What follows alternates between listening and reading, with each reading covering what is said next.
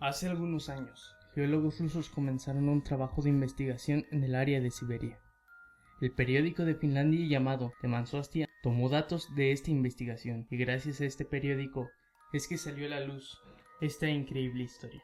El artículo sobre esta investigación decía lo siguiente. Un grupo de geólogos cavó un pozo de 14.4 kilómetros de profundidad dentro de la corteza terrestre, en la cual escucharon gritos humanos. Algunos científicos temen a la posibilidad de haber descubierto algún tipo de entrada al infierno, pero por ello dudan de continuar la investigación. El doctor Hasakov, quien fue el coordinador de este trabajo de investigación, dijo: "La información que estamos compartiendo es tan sorprendente que sinceramente tememos a lo que podemos encontrar ahí adentro". La segunda sorpresa fueron las altas temperaturas que se presentaron, ya que llegaba a los 1100 grados centígrados. El doctor Hasakov señaló que era mucho más de lo que imaginaba, pero eso no era lo más sorprendente.